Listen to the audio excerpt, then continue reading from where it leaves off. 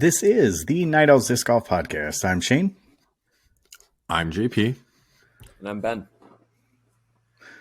Hey guys, long time no see. Sorry we missed the podcast last week. We were in Vegas, and actually Ben wasn't quite in Vegas, but he had sure heck of a time getting there. So that's why we missed it last week. Yeah, man, that was wild. My flight was supposed to go from Green Bay to Chicago to Las Vegas, and I was supposed to be in Vegas around 3:00 afternoon local time, so I could see a little bit of Vegas, maybe play around. Yeah, that didn't happen. Flight to Chicago canceled. Took a bus 4.5 hours to Chicago, and then got on a flight in Chicago at 8 p.m. local time and arrived at 10 p.m. Las Vegas, and then hit the pillow hard. Yeah, it was a long day. I remember picking you up, and you were like, "Oh, finally." I think my exact words were, "Get me to a bed." Yeah, exactly. Exactly. Yeah, Oh, it was fun and exciting trying to figure out where Ben was in the world. It was kind of like Carmen Sandiego, like what is he doing now and where is he going? But it was really fun to kind of keep up on the updates through the ridiculousness of the texts, because you'd have this thing where like, well, a rental car is going to cost me $700 to get down to Milwaukee. Like, wait, no, try Madison. Nothing out of Madison. They just shut down the airport. Nothing out of Appleton. They shut down it was nuts, like every little thing. But you made it. And we appreciate it. I have no thought-provoking question today. So we're just going to kind of jump into it. Thrower, hanger, flipper. What'd you guys buy? I'll go first. Yesterday, Brazos, I don't know what the plural is, what do they call them, the plural.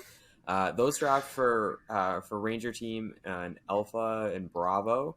So I picked up a Brazos yesterday. I gotta look. I don't think it's shipped yet. But then off of Emerson Keith at LVC, I got a Founders BB6. So both of those are throwers. And then the other thing I got was I won a Ring of Fire. I won a Ring of Fire with a Shane will discuss. I won a Ring of Fire with a Supreme Judge. A judge, huh? At LVC. So I got a really cool a Halo Czar. I believe that's an infinite disc with a cool Vegas stamp on it. So that one's going to be a hanger for me.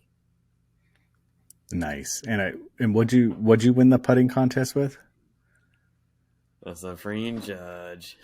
Oh, okay. I was just wondering. And so within Lone Star's contract, you can have like up to 2 discs that aren't Lone Star, right? I mean, technically, yes, but I didn't have my bag out there, and the guy was walking around with the cowbell and said Ring of Fire, and I was like, quick, I need something, and you just handed me that, and then it only took till night 2. Night 1, I didn't get anywhere, but night 2 came through and won that. Gabby got a shirt out of it. She did. And then, matter of fact, I guess still got to give it to her. Nice. And then I won that a really cool like ceramic, concrete, clay mug. That was the same company that made the trophies. So if you check out any photos from the event, you'll be able to kind of see what they kind of look like. But yeah, so that's what I got. Well, I know for a fact JP has some. So JP has some what? Discs. Well, I bought Dempsey a Halloween Buzz. So he's throwing that in the basement. And then I bought a Recruit Light basket for my basement, because the other one was buried under 2 feet of snow. So I couldn't really get outside and practice at all. So that's in the basement. We're using it and having fun with it. But I swore you posted that you bought 4 Doombird 4s. Yeah, but I talked about that earlier. They just came in. Oh, you did? Okay, yeah. Okay. So they just shipped, because those were pre-orders in early January. So I just got those on Monday. Awesome. You put out a poll. What are you doing with them? I'm gonna throw them, at least one of them or two of them, and then maybe just collect one. Good call. Or two. Or yeah, well, I gave one to Dempsey, Oh, okay. Okay. so You're a he good wanted. dad. Yeah, I gave him one with the not so pretty foil, just a matte black. Oh, okay. Okay. So it's like the ugly one, like, I don't really like this one. You can have it. Well, I was planning on giving him one anyway, but yeah, it happened to be the uglier one, the ugly duckling out of the birds. I'm sure he doesn't care. No, not at all. So I had a pepper, a founder's lariat, and I don't think I bought anything else while I was out there. Goliath disc. So, oh, and then I bought the 3 Goliath discs. Now I did not throw any of those, but it is a new manufacturer, based out of Cedar Rapids, Iowa, and they're not being manufactured or molded by another disc golf company. They're doing it all themselves. So I picked that up and I was like, man, this would be awesome. I want to check it out. And the driver they had, which I did not get one because they'd just gotten it approved, feels exactly like a Grace. So I'm excited to throw that one once they come out. And then the mid, I don't know if there was much that it felt like. I mean, it kind of feels like a classic rock, the rim, but then the flight plate is very mutant-ish. So it has kind of that angular, and then the putter is a P2. I mean, it seemed very much like every other standard straight putter out there. But the plastics felt fantastic. Do you agree, Ben? Yeah, they felt really premium. Didn't, for like a new company, I feel like, could have gone either one of two ways just with cost wise, but I feel like they went all out to give a really premium feel on all the plastics too, because even the ones you didn't buy, there was a couple other plastic types that they had in there in the bins, and they all just felt super great. Yeah, they were really good. I mean, they're on par with any other plastic out there that any other manufacturer has. So I'm excited to see what they do. I always root for the small companies like that. So we'll see. Maybe they're the next Lone Star. Who knows? So the pepper I bought because it was a super windy Vegas challenge. And the day I went out and got the pepper, I realized that my most stable disc was a Supreme Trespass. I had an Enforcer in my bag too, I lie. But outside of the Enforcer, all I had was the Supreme Trespass. So I bought a pepper, and I bought an Invictus. I lied, I bought an Invictus as well. I didn't throw either of them. I threw the pepper twice, and they are meat hooks. At least the one that I have is an absolute meat hook. So it did exactly what it was supposed to do and exactly what I expected it to do, even in the wind. It was like 30, 35 mile an hour gusts. So got those two. And then what was the other one I got? Oh, the Founder's Lariat. I have not thrown that, but I found the Founder's Lariat and I love the Lariat. So if it has a little more beef than a standard Lariat, I'm going to be pretty excited about it. And then that's it. So, and all of those, I don't buy discs to just, well, I lie, I do buy discs to put them away, but I'll probably throw all those mentioned. With our sponsorship of LVC, we also got a Firebird, a Toro. Actually, I got 2 Firebirds, a Toro. And then what was the one you got? The one you won in the Ring of Fire? I won a Czar, but the other one that was in the pack, because I forgot to mention this as well, but it was a Millennium First Contact Vila, so it's kind of like an eagle. It's Calvin's. Calvin's new disc. Yeah. Was it the Helios plastic or is it just the Quantum? Is that what it's called? It's Helios. So I ended up, well, I'll just kind of talk about it right now. I had the option while you and Jordan Shane were playing they came around, Jeff Jacqua came around and was like, hey, we're doing this, but you got to go right now. You got to have the opportunity to buy the Toro, the Firebird, and the Vila.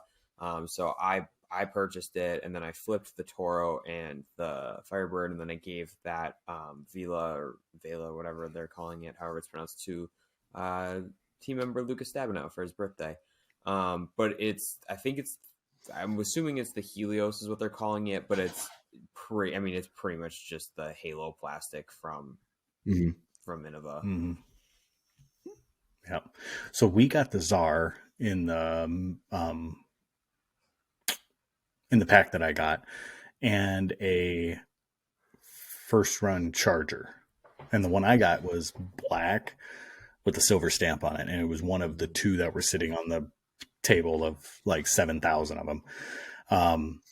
So it was beautiful discs. I liked them all. I haven't thrown any of them, but I'm interested to see what the Charger is, because supposedly it's the Shrike's bigger brother. But everybody that I'm hearing has thrown it. It's a Destroyer's bigger brother. So we'll see. Beef beyond belief. That's what I would assume too, especially for my arm. But yeah, so here's a preview. We're going to go over an LBC recap. We're going to talk Gannon Buhr. Yes, it has been talked about quite a bit, but we didn't get a chance to talk about it. So you'll just have to bear with us. We're going to talk WACO. We're going to make our picks. We have a PDGA's big announcement. Random question brought to you by Ben, and then we'll do some shop updates. So it'll be probably a shorter episode, but we do have the ability of making things a lot longer than they should be. So maybe not. So let's start with the LVC recap. Do you want to go over winners, Ben, since you were there? Yeah, I can do that. So we'll start on the FPO side, because that's what I watched first. Followed that that league card for a while. Katrina Allen taking it down for a second consecutive year. Wire to wire winner. I saw that from Statmando that she took the lead on her second hole of the tournament on round one, and then never gave it up. Looked a little weary at times in the final round. Not that I thought that she was going to lose, but just she made it was going to be a little bit closer than what people kind of had thought going in. And then looking at the men's side, then Calvin Heimberg took it on the last hole from Kevin Jones. He wins his second LBC, not consecutively, but he is now a two-time champion of LBC. I don't remember how everything shook out. So JP, if you've got it, other than Kevin Jones was in second on the men's side.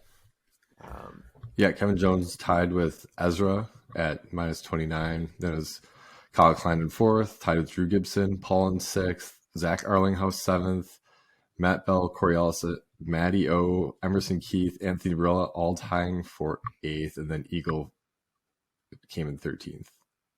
Mm-hmm. And then, let's see.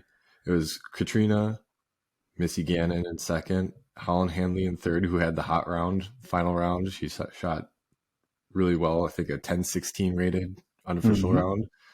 Henna Blomers and Ella Hansen tied in fourth, Haley King seventh, Haley King sixth, Jessica Wheat seventh, Owen Scoggins eighth, Jen Allen ninth, tied with Carolyn Henderson, who's kind of a new name, and Alexis Montano, kind of rounding things out.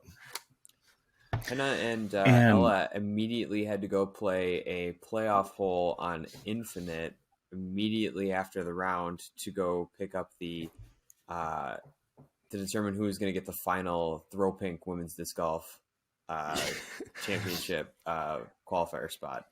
I didn't see who won. I saw an Instagram post about that. I didn't see that either, who won, but that's pretty amazing to go do that right away. Mm-hmm. And so in FPO, I don't know if there's a ton to talk about. I don't know if there's a huge storyline there, just simply because Katrina Allen, I think the closest someone got was 3 strokes. So there wasn't really a lot to talk about in that regard. Now, on the men's side, on MPO, they have one of the most kind of upsetting losses, in my opinion, for Kevin Jones, because when you think of Kevin Jones played LVC as you would assume Kevin Jones would. When you hear that name, you're like, oh, Kevin Jones, he's a great player. He was hitting putts the way he was throwing bombs, that hyzer flip. He was just doing everything right. It came down to the final round, and it seemed like he let up on the gas pedal a little bit. And that is where Calvin Heimberg decided he was going to mush it to the floor and just no regard, act like there was no break in it.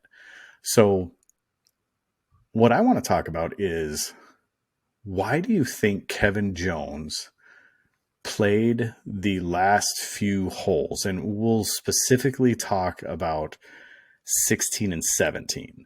18, I think he did the right thing. We'll specifically talk about 16 and 17.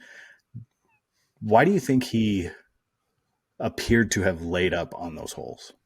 Well, 17 he laid up. There's no question in my mind. Why on 16 as well? I don't know.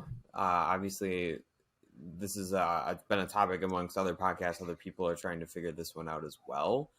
I think in his mind, I think for sure on 17, but I think 16, he might have been looking at statistics of like how it had played out in the previous round and how other people were playing it, and just decided to go with the majority and then force Calvin to do something incredible.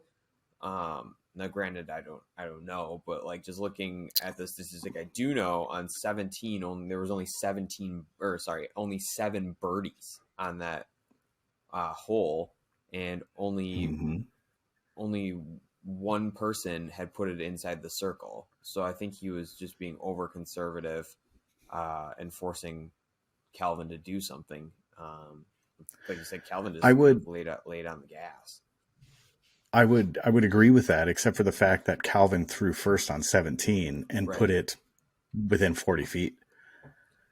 And then Jones basically just chooses to throw a putter, grabs a putter, throws it to the landing zone, which is a safe play for anybody other than the top level pros, because to say that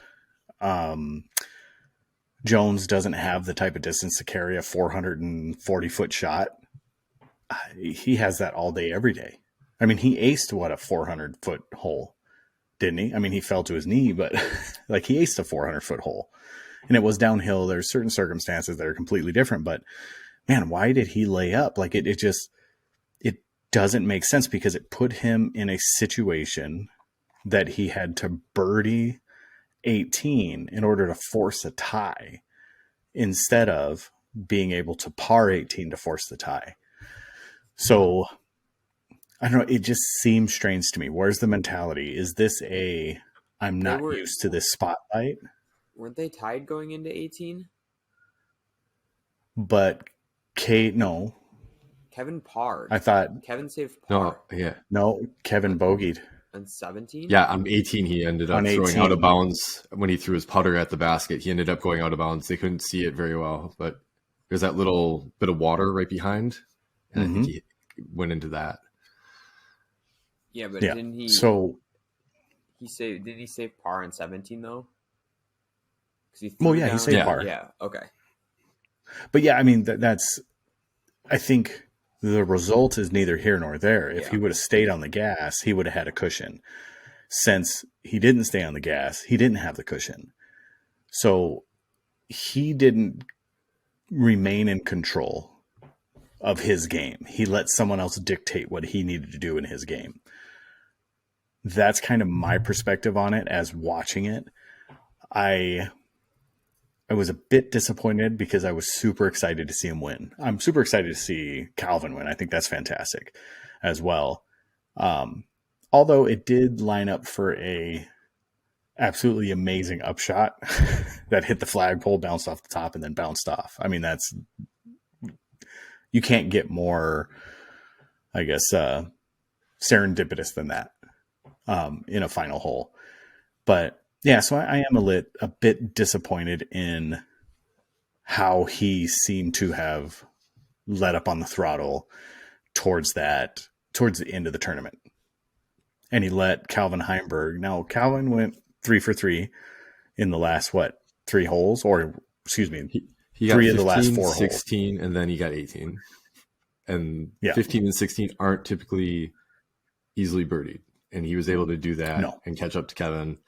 And then 18 is where he got kind of lucky because he threw and landed just over the cart path and could easily have rolled back across the cart path to the other side, which was out of bounds or into the water. And then Kevin had that really low throw that just like got batted down in the wind, which was a just a very off throw. Just didn't hit his line when everybody else was throwing really high because they knew the wind was going to affect it, and got unlucky. Right. Yeah, and that throw for the cart path, like I know a lot of people are making a big deal out of that. I mean, that was still safe by 6 feet. Yes, it can pick up, it can roll. I mean, that can happen at any point, at any time. But I think a lot of people are making a big deal out of it. But that is one section it's one of the only sections on the entire course that the cart path is safe. So if you land on that cart path, you land on the cart path. There's no issues there. It goes all the way up until basically where that wooden fence is, up to the right-hand side of where the pin is located. So that fence follows all the way back down the hill. It's disappointing. It's disappointing to see that Kevin didn't keep on the gas. That's all, and he kind of I hate the saying, I think I've heard this in a few and I've read it, is that Calvin didn't win. Kevin lost it. Calvin didn't win it. I hate that saying. I understand the sentiment behind it, but Heimberg won it. Heimberg made the moves that he needed to make, and to make that comparison is kind of goofy, but I am disappointed to see Kevin lose it. So just pulling it up here, the turning point was hole 12, because Kevin on 12 through 18, he parred and then took a double on 18. And hole 12, Calvin birdied, par, birdie, parred 17, and then parred 18. So hole 12 was really the turning point, because he just kind of, I mean, it's cliche, but he just played par for the course. I mean, he wasn't really in position, in my opinion, to really give anything a run to try and score. He was really just kind of getting up and down. So 16 is an interesting hole. And I know because I played it. So I'm trying to compare it, and I played it in the wind. Well, very similar wind to what they played it in. That is a hole that I know I got the par of 4 one time. I got the 5 the next round. So that was in like that 35 mile an hour headwind. But where I was sitting on my second shot was probably where Heimberg was sitting, because I kind of fluffed one off into the bushes. Then I had to play a forehand. And from where Kevin was sitting, it's kind of, as a pro, a pedestrian 400 footer for him. So I'm not sure why he laid up short. The only thing I can think of is, I mean, wind doing weird things, because that hole is very long. So as the wind swirls, like that's the only thing I could think of, is if he tried to go for more distance and just cross paths of the wind on that fairway, beat it down. I mean, I don't know. I mean, because I was standing in one very particular spot, and like I said, it's a very long course or a long hole over that fairway, and the flag was moving at different ways at different times. There was some banners that were going back and forth, but it's all speculation. Yeah. So let's talk about OB and things getting hit by discs. So Cat had hit a cart and arguably could have gone back in, could have gone out or stayed out. And then AB hits the UDisc spectator, the UDisc rangefinder, and stays in a bunker. Arguably, would he have bounced out or not? Who knows? You don't know, because it hit these spectators. So do you think something needs to be done about spectator? Well, neither of them are actually spectators. One was a volunteer golf cart, and then the other was somebody measuring distances of throws. Do you think something needs to be done? Or are these kind of just random incidents that happen? This is random, kind of like the Ricky umbrella gate at GMC, where the umbrella was in bounds and he hit the umbrella like he was going out. On the AB thing's unfortunate because the volunteer was by I think it was the Jomez Pro cameramen.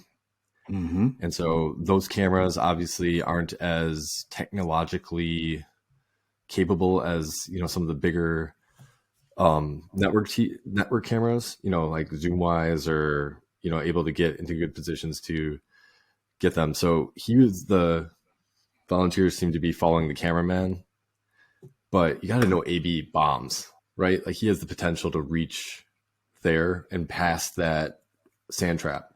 So I think they could have possibly gotten into a better location, or maybe be in the sand trap. Like if that's not a big Mm-hmm. deal, if you're in the actual hazard rather than being on the field of play.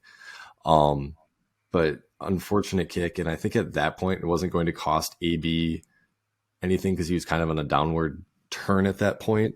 As far as the tournament goes, he wasn't competing, but I think we just have to have better awareness of what pros are capable of. And I don't know, the out of bounds thing with Katrina with the cart. I mean, I don't know why golf carts are out, for volunteers to use when I think the course is fairly accessible. But like you said, if it was going to come back in, or it could have stayed out. I mean, it's out of bounds and it hits an object. I mean, it could have hit a wall, that's along Mm-hmm. the people's houses and stayed out. It's the same thing, or it's hit anybody. Right. What's the line? Once it's out of bounds, too bad, so sad. I don't know. Yeah. I think there's two arguments to be made. So I'll compare it to golf. Golf, people line the fairways like crazy. And if a Mm-hmm. ball hits a spectator and goes somewhere other than it shouldn't, you play that ball as it lies. I mean, we can harken back to, um, one of the icons of golf of, Shooter McGavin having to hit off of. Okay, no, to be serious. I mean, there's been plenty of times where it has gone off spectators. Like I've seen them go off spectators' heads and end up landing on a huge, like grassy knoll, and they have to play it where that comes to rest. I think within disc golf, it's going to be the same thing. If it hits a spectator, it hits a spectator. It was an errant throw. And if you know you're going to be throwing that way, what you need to do is have the crowd move. That's the big sticking point that I have with it. Golf has rangers, judges, whatever you want to call them, that you say, hey, I want these people to move, and these people will come in and help move them off of the line. So, hey, I'm going to come right over this way. I'm going to hit a hook or a slice or whatever it is that I'm going to do. I'm going to hit some sort of worm burner across. Like, you guys need to move. And they have officials that'll help them move. Disc golf does not have that. So it is on the player or the player's caddy. This might be a great use for a player's caddy to make sure that happens. I think at this point, ABs is probably one that I could look at and say, hey, because that bunker is just out of reach of my best throw, which my best throw is AB's worst throw. So, and not even his worst throw, like his worst throw with a putter. So you should know that bunker should be out of play or should be in play, and you shouldn't be standing at the front side of that bunker. So I think it's also using volunteers in the areas that you go to do things that are not familiar with how people play and where good, safe places are. Now, no salt to this guy because he was following the Jomez camera guy. And I would assume if there's anybody that knows what they're doing, it's going to be the Jomez camera guys. So does something need to be done about it? I don't think so. I don't think it's as big a deal as being made out to be. But could there be something done about it? Sure. But I think it's on the players.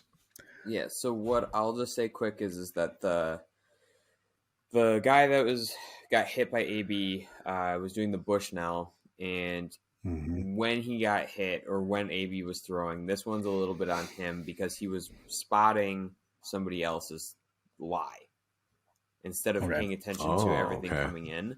So obviously when you're range finding, your peripherals are kind of just taken away. So that one's on him, but he was standing directly behind the Jomez camera, so I don't fault him for his position. I think it's just more or less just his spatial awareness and the timing. Yeah, So situational awareness. Yeah. yeah. The cart that was out there had like the leaders on it, but it was mostly just for like relief for the volunteers and like the spotters on some of the holes. So it had like water and some snacks in there. So that one, again, situational awareness, I think that probably just not a great position for it. So like I'm agreeing with, like, it's not really an issue yet, but it's more or less just like these are minute things that could have just happened or changed just very little things. Right. But as far as like the marshals go, when I was walking with both of the lead cards, they had people that were moving us along as far as like, you don't stand here, like this hole, you can be inbounds because they're not going to be here, or they're not going to be throwing, or you need to be out of bounds on this hole. But I think it's what you said with caddies and the players. Obviously, these people from the Pro Tour don't know what they're going to throw. They don't know if they're going to throw a backhand or a forehand. They might know traditionally people throw a big hyzer in, so we got to move people out of this way. But it's going to be on the player and or a caddy then to like talk to the people from the Pro Tour and say, I'm throwing a big hyzer here. You got to get these people to move. So yeah, there is some onus on the player. It has to be put on the player first and foremost, and then from there are, and I'm not saying AB's situation, because honestly, AB's situation, in my humble opinion, is 100% on the Bushnell guy. I mean, it hit him. He's the one responsible for it. Now, whether it would have stayed in bounds or not, who knows? But the fact is that he wasn't paying attention. I mean, there's nothing else to be said. So unfortunately he got hit, and now we're talking about him. And he'll probably never hold a Bushnell again for the Pro Tour.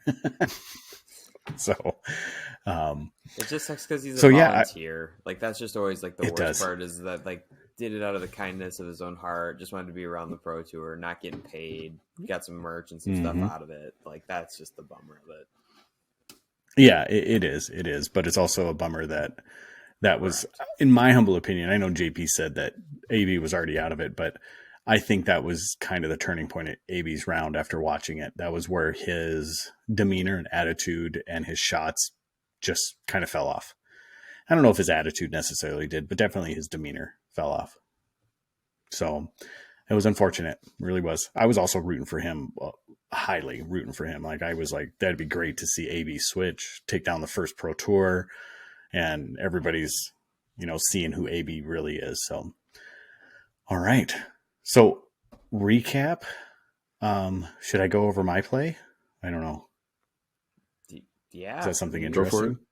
Yeah. So if you want to. It's your time to shine. Yeah. So I played the old guy division. Did pretty well. I did make cash. I got a cortisone shot on Monday. By Wednesday, I was feeling fantastic. Thursday, we teed off, and I did pretty darn well. Got myself into 19th position on the first day out of 78. Second day, actually just stayed exactly where I was. After playing Infinite, I didn't shoot very well there. And then third day was the crazy day with all the wind, horrible weather, and being that I was 19th, I was only 5 cards off the latest coming in. So we got to about hole 12, and it was like someone turned on a propeller from an airplane, and it was just nuts. So it was about, it was a little sooner than that, probably around hole 9. The hole that AB hit the Bushnell guy on. The wind picked up, but it was a tailwind at that point, so it wasn't really that big of a deal. So we make the turn, and hole 11, you could feel it. Hole 12 was where we really felt it, which was the Paul Macbeth ace hole. So on hole 8, I threw drive, and I felt a little twinge, kind of like on my shoulder right in this area. And I played through, and every time I drove, the pain was a little worse. And then the pain was a little worse. And on hole 12 was when I felt it. I threw a shot and just like someone took a scalpel and stabbed me right in my lat, like my right below my shoulder in the lat, the latissimus dorsi for those of you, but right in my lat. And from that point forward, it was incredibly painful to throw any backhand. And for those of you that were there for the wind and those of you that weren't, throwing backhand into 30-mile-an-hour headwind with a really stable disc, you have to throw it hard. So I couldn't avoid but to throw it hard. So from that point forward, I made the turn and I was 5 under. Now we're playing the same layout that MPO plays. I was 5 under through, I believe I was 5 under up to, no, I was 4 under at 12. So I had lost one on hole 10 and then parred 11 and then 12. That's when it all went awry. So I was 4 under by that time. By the time I finished 18, I was 6 over. So from 4 under to 6 over, 10 stroke swing in that long. And I wasn't like my whole card. That happened to everybody. So I get back and I stayed in the money. It stayed in the cash. And I actually went up to 15th in that round with a 6 over. That's how bad the weather was. Or 15th. I don't remember. It was 15th or 16th I started out. So I was on 3rd card going out the next day. So it must have been, no, 4th card going out. So it must have been, 15th or 16th. So final day, I wasn't even sure I was going to play. I mean, I think I told you, Ben, like, I'm not sure I'm going to be able to play. So the night before I got like any sort of topical ointment. I took ibuprofen. One of the gentlemen staying with us is a massage therapist, and he's like, okay, let me see if I can get this thing out, and did one of those deep tissue massages. And for those of you that may know me or don't know me, I've never had a massage in my life because I don't like people touching me. So I've never, ever once had a massage. Like, believe it or not, 41 years old, almost 41 years old, never had a massage. And so Aaron gives me a massage, like does one of those deep tissue massages. And I'm like, this is garbage. Like, why am I doing this? This hurts so much the whole time I'm sitting there. I mean, like in pain. And I felt a little relief after he's done. And I was like, this is great. Wake up the next morning and I feel so much better. I go out to the course, start to warm up, and it tightens right back up. So I go to the tent. There's a massage therapist in the tent, and I have her kind of work on it. But she comes at it from like where my pec is, like in my armpit. One of the most painful things I've ever felt in my life. I don't know if you've ever had anybody massage a muscle on your back from the front. It hurts so bad.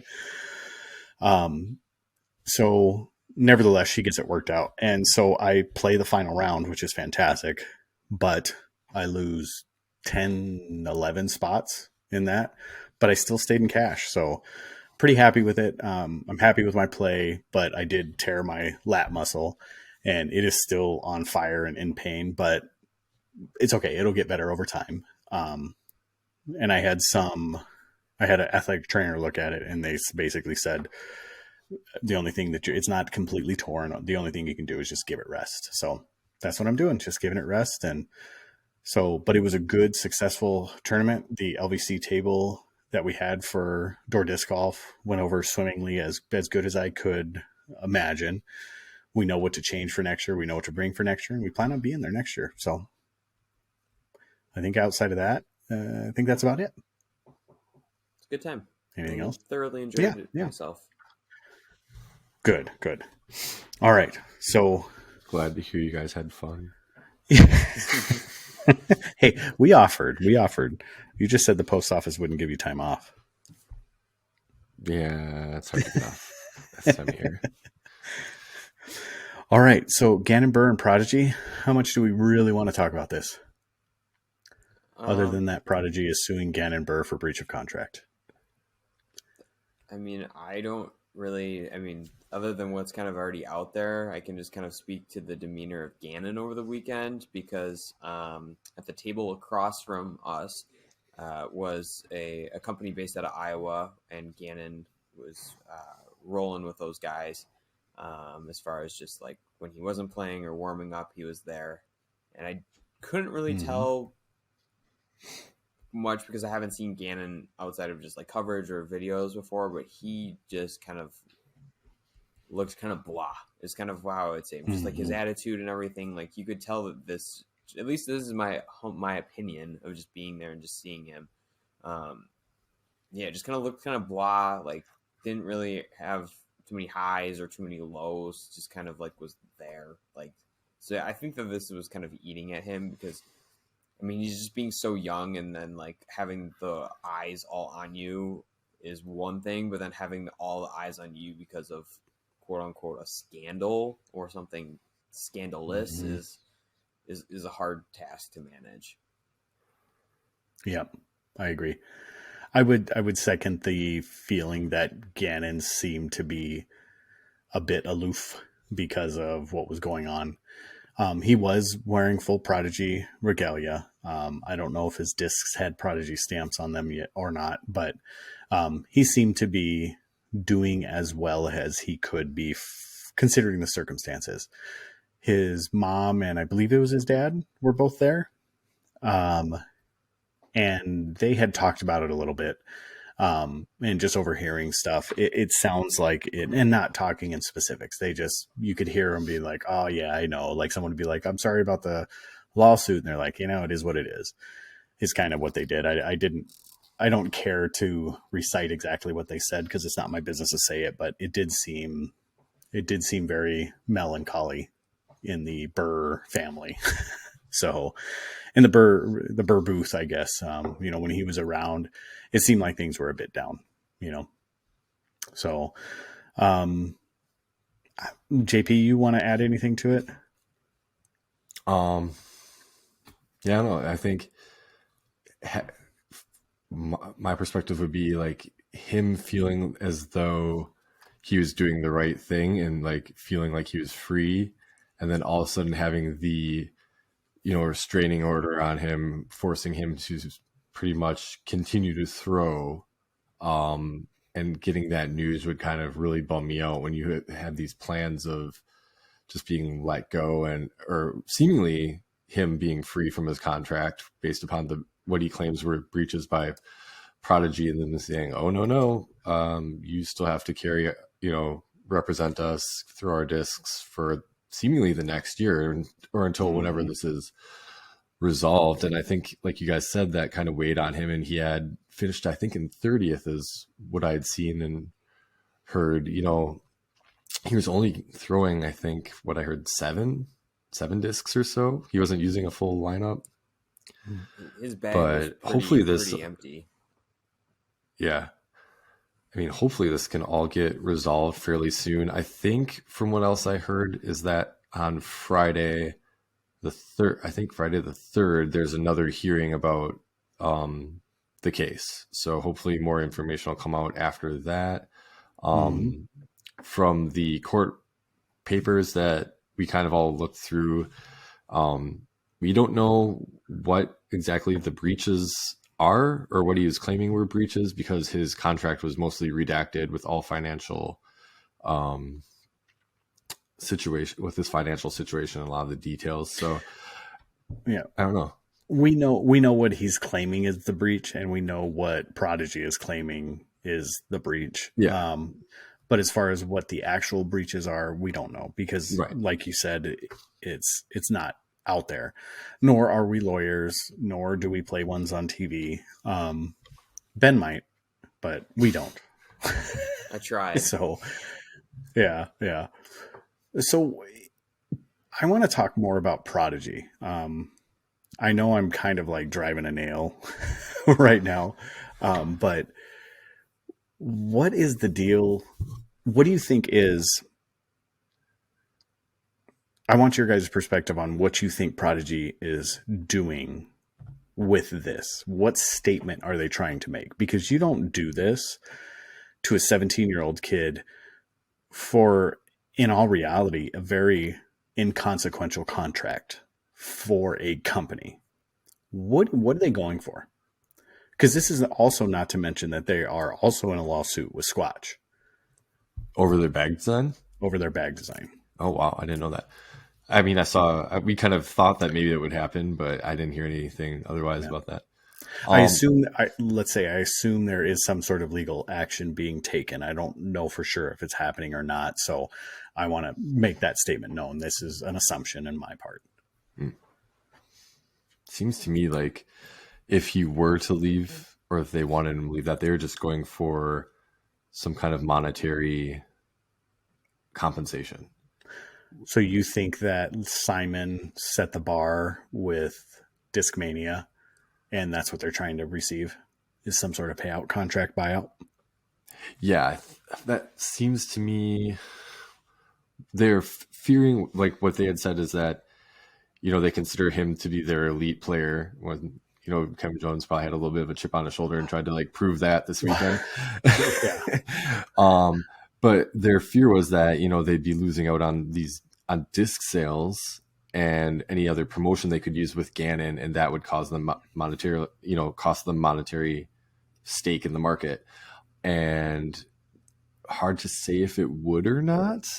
Well, they got to have desirable discs to affect the sales of their discs. And that's very true, because I think the notion that they're desirable is just dropping by the second, based on quality of discs. Like the public opinion is already pretty low. And so I don't know what they can stand on.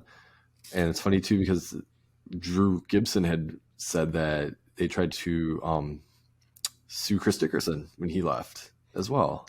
So you're I heard something similar about Kat as well. Oh, wow. See, I thought Kat was out of her contract when she left. Yeah, I don't know, but I heard those two names come up. And once again, this is all speculation. Yeah. Ben, why don't you go, and then I'll tell you what I think.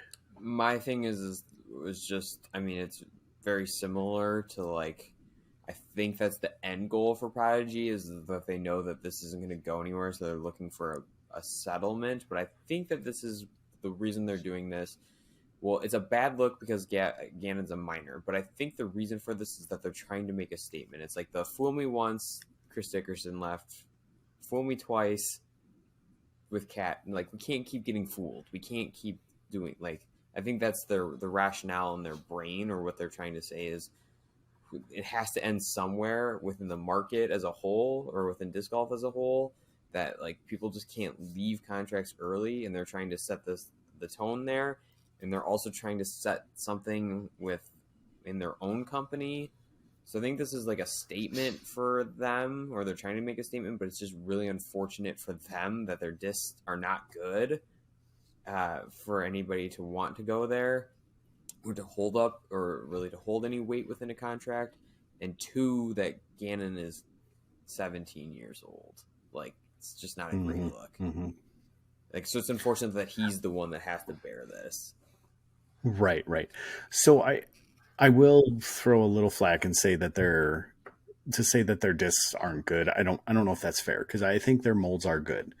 I think their production and quality are poor, or can be poor. I've thrown some good Prodigy discs. It's just that the quality on some of their plastics is subpar, below what you would totally agree. Well below. Like a premium plastic. Yeah. Well below, and flashing issues, so forth and so on. Rumor is, and I heard this through Ben, but I'm going to say it. Rumor is that he didn't even sell anything at the indoor event that he was at, simply because the discs were of such poor quality as far as flashing goes. So that's that's unfortunate. So here's my opinion on what Prodigy is doing. I think there is a resentment there towards other manufacturers and other disc golf companies, because the tides have lifted their ships. I don't think you're seeing that within Prodigy. And I think there's a resentment to the market in that regard. And I think these are these last stitch efforts of a company in trouble trying to grab at whatever they can. Because if any rational thinking marketer says that a lawsuit against one of your endorsed players is smart or beneficial for the company, you should fire that person immediately. And that is exactly what Prodigy should do. And if it is the CEO, I don't care if he's a Masters World Champion. If it is the CEO, he needs to walk away from that company immediately in order for that company to survive.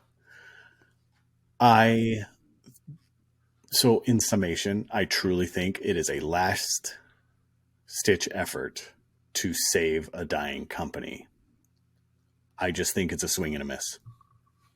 I think they're trying to hold on to somebody that has some sort of relevance that will hopefully bring them in money by suing him. Figure that one out. Right.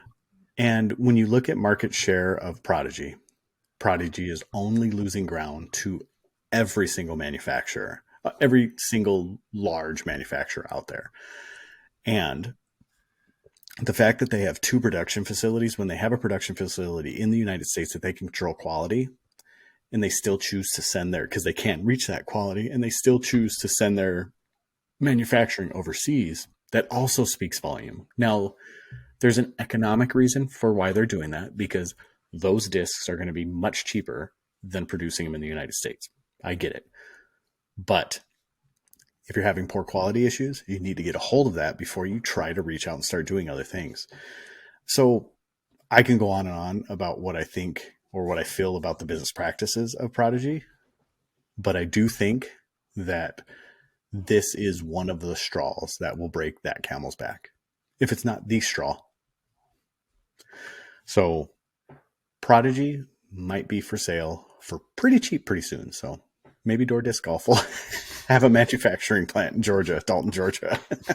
I mean, I did hear someone bring it up that now would be the perfect time for Prodigy to sell. I don't remember who brought it up, but I did hear that take, that when you're low, it might be time to get out.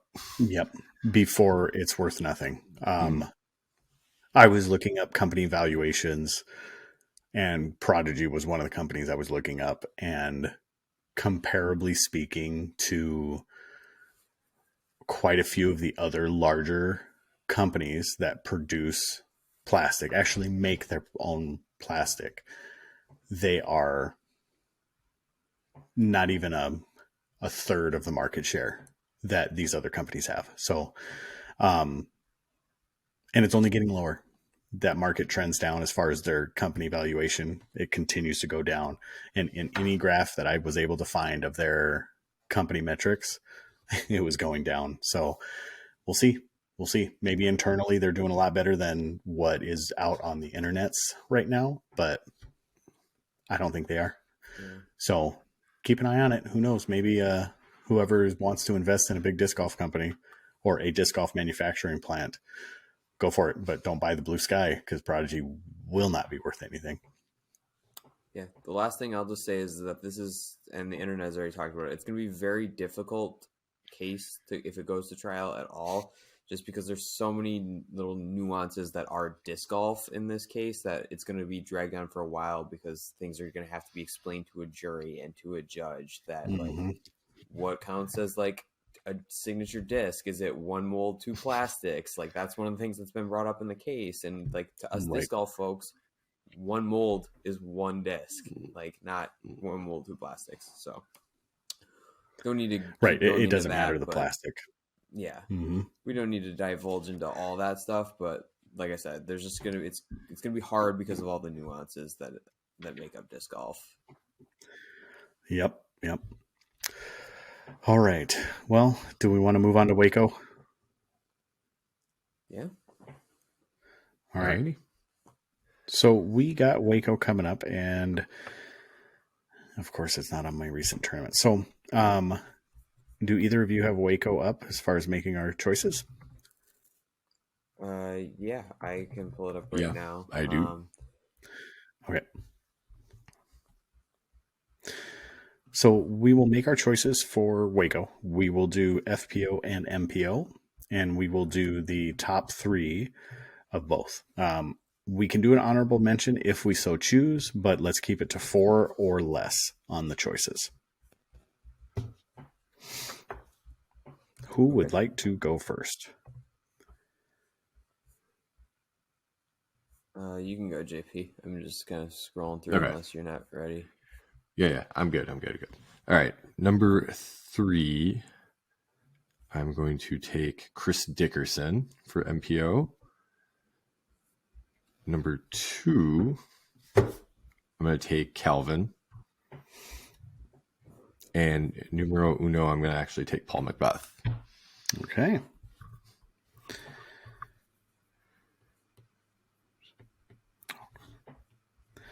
Do you want to go FPO picks right away, or do you want to Ben or I to take the next picks? Why don't we just go MPO and then we'll flip it around and do FPO? Okay. I'll go ahead next. So I am going to take P. McBee in 3. I'm going to take Heimberg in 2. And as long as Matty O is playing, I'm going to take him for the win.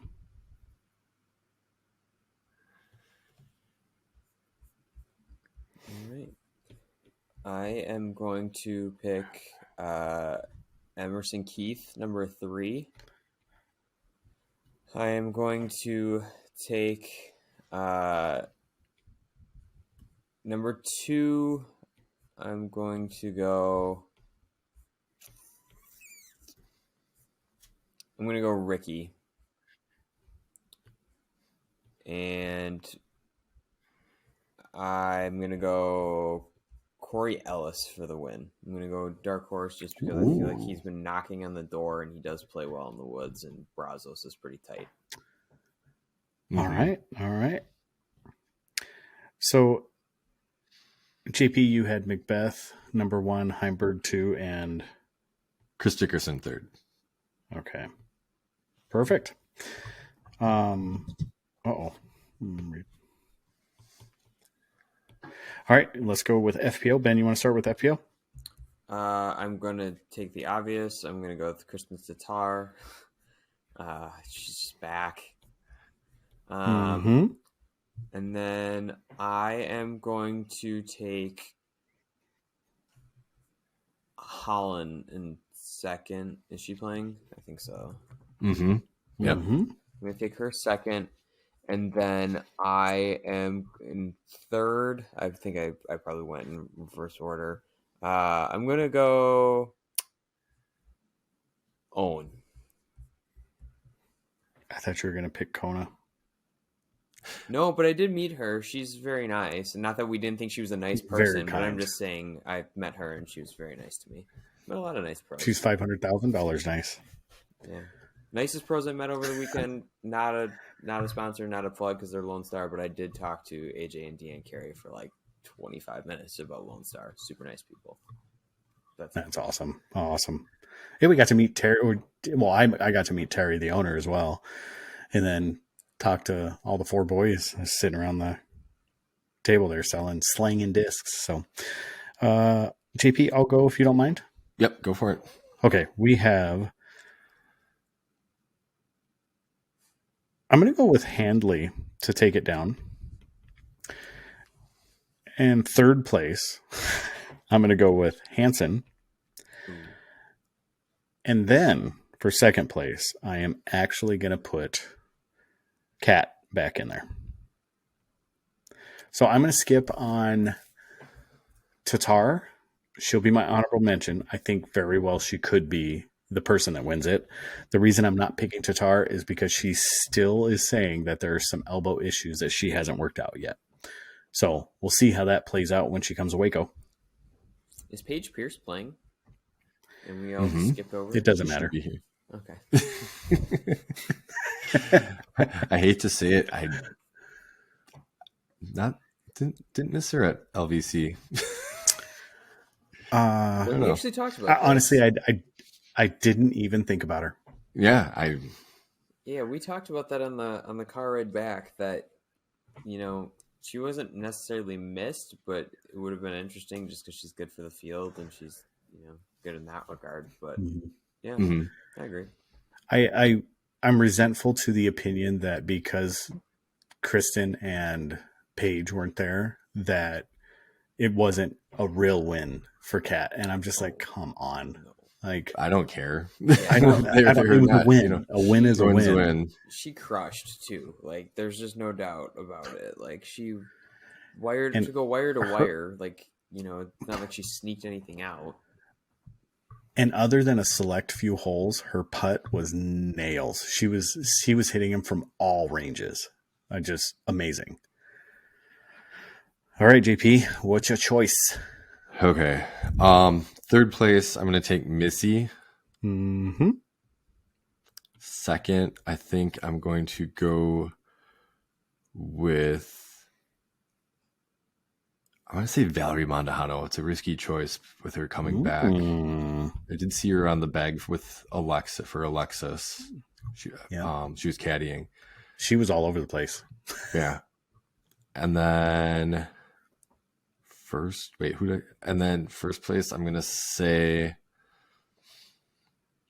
I'm going to go dark horse and, well, not really. I was going to say Macy Valadiaz, but she'll be my wild card, my honorable mention. Macy's honorable mention, not the winner. No. Okay. I was thinking about it. I'm just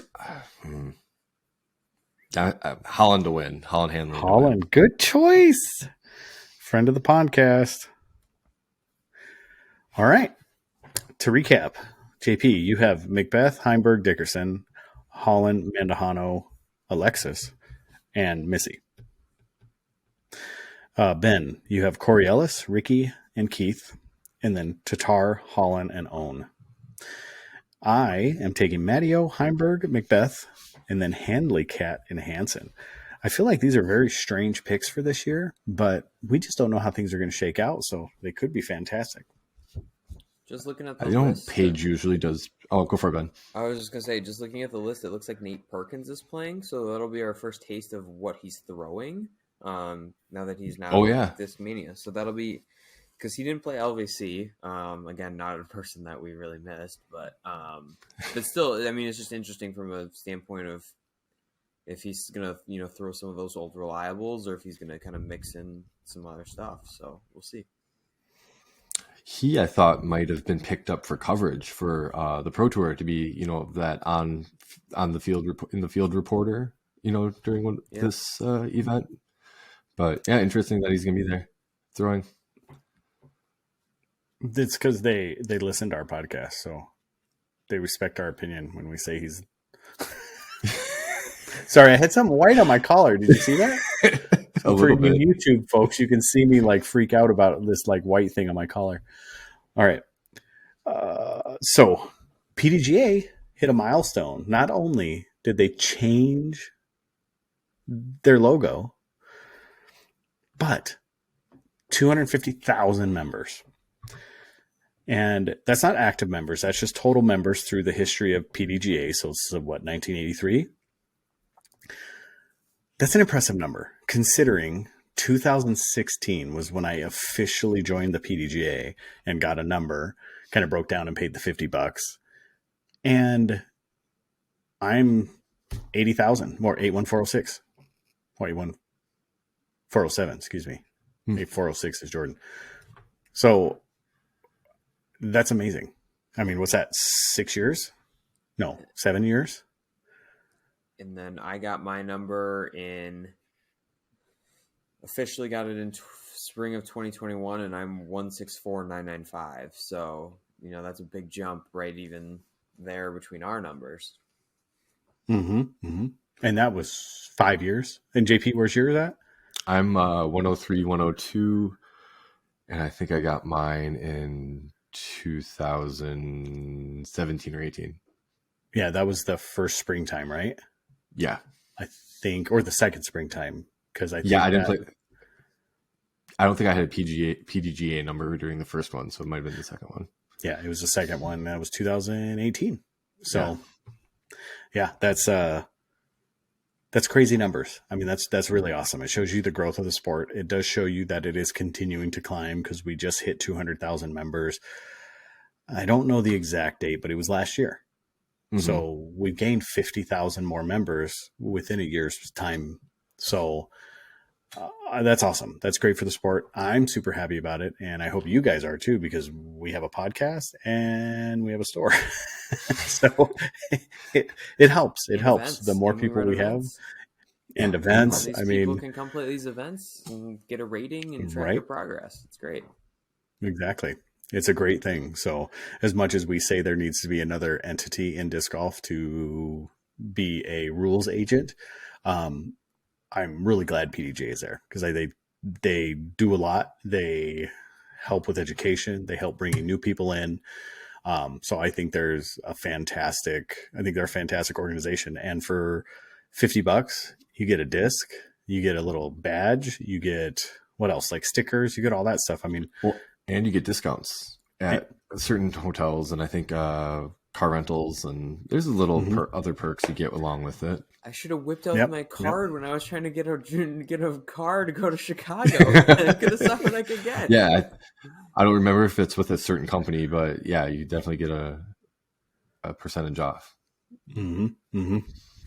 So that's all good stuff. So congratulations, PDGA, for the 250,000 members. All right. Team merch on a manufacturer level. So I told Ben that I could turn this into a topic, and I can. The reason why I'm saying this is because what is the money grab, or what I feel is a money grab for manufacturers by putting out sites that are through the manufacturer to sell team merch. So individuals on Team Discraft, basically all their high level players have on the team page for Discraft all their merch and all their stuff.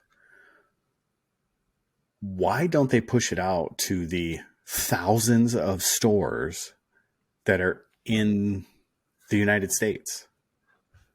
Why don't they give us an option to buy all these things? Why don't they push these products out to us? Now, granted, I don't know the structure of the deal, but I'm hoping that it's in my optimist world. I hope that it's so that they can maximize the profit for the player. Because if you have to send it to a wholesaler, then that's another piece of the pie that gets taken away because they have to sell it then at a wholesale cost, and then there's just other factors into it. No, that's just my optimist. I hope. But money taken away from who? The manufacturer or the player? From the player. Okay. Because that's just me being an optimist. Because if they're giving all the profits that they make, or a larger percent of the profits from what they make from a consumer, like you or I buying a Yuli hat or whatever it may be, and that money hopefully goes to the player. Where if you then have to sell it at a wholesale cost, yes, there's the larger opportunities, but they could still eat into the profit of what the player is actually making. And as we know, these items help support them. It's just like, we both buy discs off of the players at LBC that goes to support them. So, I mean, this is all me being an optimist. That's just kind of what I'm hoping. Okay. What about you, JP? You have any thoughts about it? Yeah, it's interesting that all the elite team players have their own individual stores, and I'm hoping that's for quicker turnaround into getting them their money quicker and having it being more itemized rather than just having it go into a Discraft team store and then going item by item and saying, okay, this item is sold in the store. Now we have to figure out a way. Maybe they've been able to have a system where it's like Venmo or something where they can just get it to the player faster that way. And everybody, I don't know, but it's interesting that they couldn't get it to smaller stores. But I don't know. I just hope it works out for the players in the best way possible. That's all that really matters, is getting them the money that they are owed through these products and get it to them as quickly as possible. Yeah. I think there's good and bad with it. I think the reason I complain about it is being a wholesaler. I look at it and this direct to consumer model that disc golf has doesn't help the retailer. So with, owning a retail shop, it's hard for me to look at all these companies dropping exclusive discs on their own site that we can't take part in, and dropping exclusive merch on their own sites that we can't take part in, yet we have a contract with them so that we can sell their products. And then they come back to us and say, hey, you're not buying enough stuff. That's why we're not allowing you to have these things. So it's kind of that double-edged sword. We get the opportunity to get certain things, but then we're not given the opportunity to get other things, which are the high selling, high market things where we could turn a ton of them. And then when we want certain things that are at a certain level, we can't get them. So it's like, you're battling with this. So it's a weird thing to compete with as a wholesaler when I'm competing with the people that I'm buying the product from. It's just hard as a retailer. So when I look at the team stamp stuff, I think that's fantastic stuff. But over the years, they have just pushed team stuff out to us. And every time we get a box, it has team stuff in there. We don't get to choose whether we have the team stuff or not in it. They give us the team stuff. So that is guaranteed dollars going into the pockets of these players. Why not just push more team stuff out to us? Or give us an opportunity to grab more team stuff. I don't know. It seems a little underhanded to me. It seems a little greedy to me. If it is what Ben says, then I'm for it 100%. If it's a way to keep our hands off the disc so the players get more money, I still want the opportunity to sell these things, but that's awesome. The players are getting more money.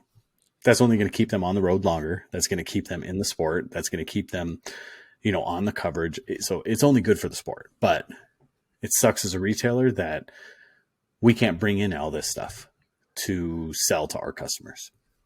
Yeah, maybe you never know. I mean, the store just dropped. The store just dropped recently, like very recently, like the teamdiscraft.com store. So you never know. It might open up to wholesale soon. I would hope that you would at least be able to, if you're not bringing in the disc, because that's out of obviously what we've talked about in the past before. Like a lot of that's out of your control. You just get a box from Discraft, and it's right. Well, hopefully you might be able to order some of like the other things, like Adam Hammis sweatshirts, because he's one of our own. He's a Wisconsin guy, or like the Yulee patch. Like just some of these other things would be cool to bring in, so players can support their favorite pros in that regard. Right. So now with the negative Nancy out of the way, I think it's awesome. I'm really glad that all these players get the support from their manufacturer. And I think it's also awesome that the players don't have to deal with setting up their own stores and trying to promote their own stores and market their own stores and break into a market that is absolutely flooded and trying to make a living online. I think Discraft is doing the right thing. That doesn't mean I can't complain about it. It just also helps. I was going to ask you. Sorry, go for it. Sorry, that's on me. I was just going to say the last thing was just that it's just an easy way for them to not have to worry about shipping or lugging a lot of these items around with them on tour. Like that. That's just all done through Discraft. It's out of their warehouse. And plus, that probably keeps the shipping cost lower for us as a consumer because of the relationship that Discraft has, that then they're just pumping out packages left and right. Right, there are huge advantages for the players. I think it's a great thing. Go ahead, JP. No, I was going to ask when you got Ledgestone? Obviously, that's sat in the store for quite a while. You had a lot of Ledgestone discs. As a retailer, like you also mentioned, you just get a box of Pro discs or whatever disc from Discraft. You never know what you're getting.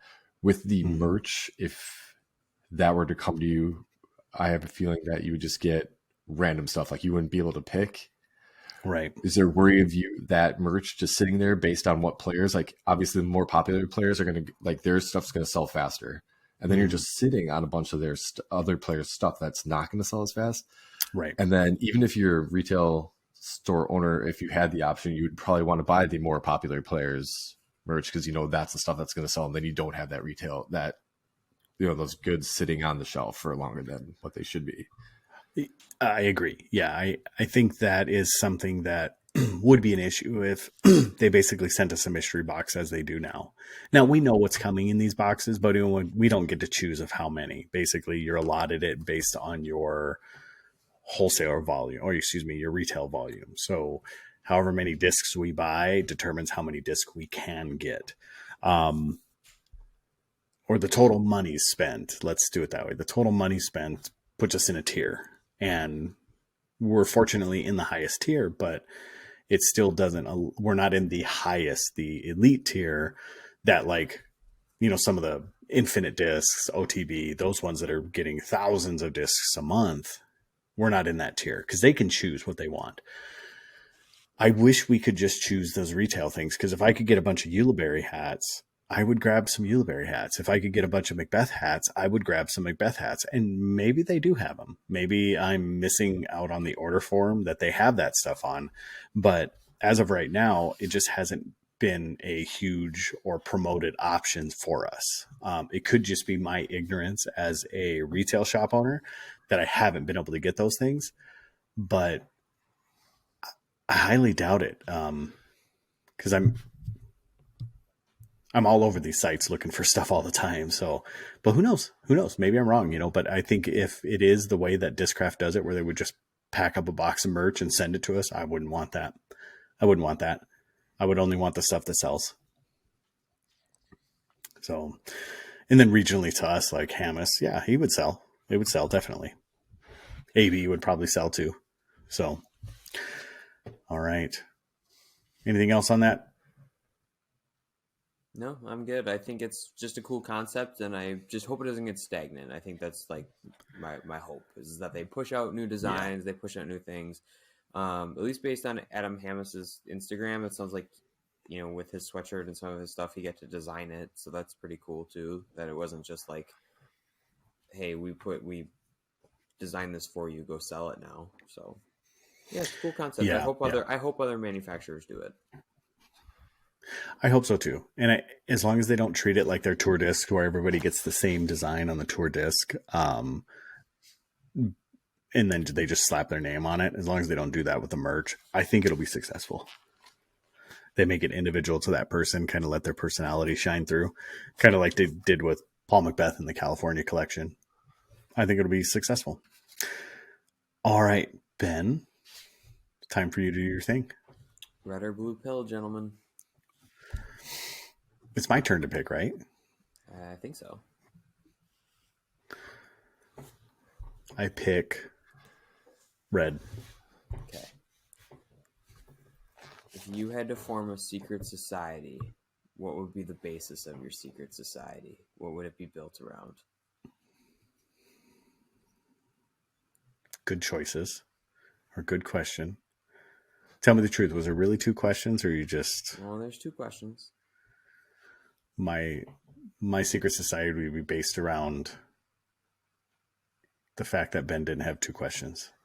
No, I had two questions. Do you want to know what the other question was? No. I'm just joking. Tell you. All right. I would base my secret society around tacos. Do you think Tacos El Gordo thinks about me as much as I think about them? I don't know, but it feels like that girl, like that you saw somewhere that you never talked to her, never did anything. You just like saw her across the mall or like sitting in the movie theater. That's what I feel like Tacos El Gordo is that girl that didn't even recognize us, but we recognized her. And that's the way I feel about Tacos El Gordo, because I love that place and I don't think they love me. Oh, man. So my secret society would be based around, maybe it'd be like 3 secret knocks to get into the back room at Tacos El Gordo. That'd be great. Maybe I don't want to go in the back. Maybe I just want to have my persona of what it is. Maybe there's something back there that's... I don't know. Yeah, that's kind of, we don't talk about Bruno in that regard because it's a secret society. Correct. And honestly, I don't care what's going on in the back room if it tastes that good.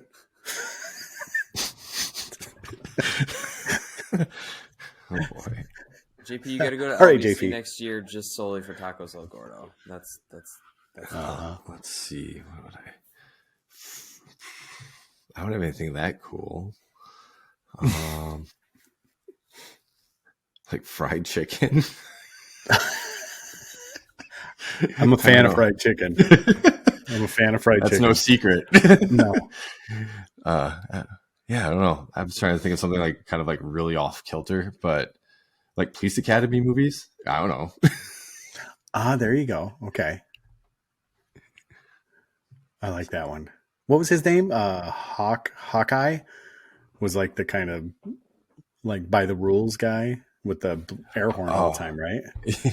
Was that the chick? Was Hawkeye the chick? No, Hawkeye's in MASH. Hawkeye is in MASH. I was thinking of Tackleberry. Tackleberry. Okay. And there's Mahoney and Larval. Wait, is Larval Jones his real name? I don't remember if that's the guy's real name who does like all the sound effects with his mouth. That's his real name. Yeah. I forgot what his name is in Police Academy. Ben, do you know what we're talking about right now? I've seen Police Academy once, so maybe I'm gonna need to rewatch it now after this. Best movie ever, right? There's like 6 movies. Yeah. It's like Fast and the Furious. There's a ton of them. Dude, there's a 10th one of those coming out. Yeah. Pretty obnoxious. It's the last. Hold your tongue. You guys are ridiculous. I can't believe you spoke out loud like that. Maybe my secret society would be based on Fast and the Furious. Huh? What do you think of that? Cool. For you guys. I was having a conversation with somebody and I said, you should write down all the movies that you thought were absolute bangers back in the day, like movies you watched when you were a kid and like how you thought they were like the best movies in the world. And just go back and rewatch them. For instance, like Land Before Time or Little Monsters or like Alf, Dinosaurs, Fraggle Rock, like all the old school stuff that we were just like, this is the best movie in the world or best show in the world. I bet you if you go back, that list is going to get really short. I could see that. Yeah. For sure. Oh. All right. Ben, why don't you answer the question? What would your secret society be based off of? My secret society, well, I could do 2. I could do one that's disc golf related and one that's not. The one that's disc golf related is that a change of your mini can change your round. So I always have in my bag at least 4 minis, because if the putting stroke's not there or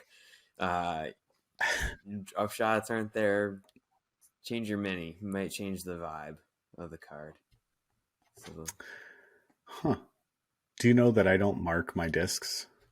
I Not even in tournament play? Never mark my disc. I leave the disc where it is. The only time I use a mini is if I go OB.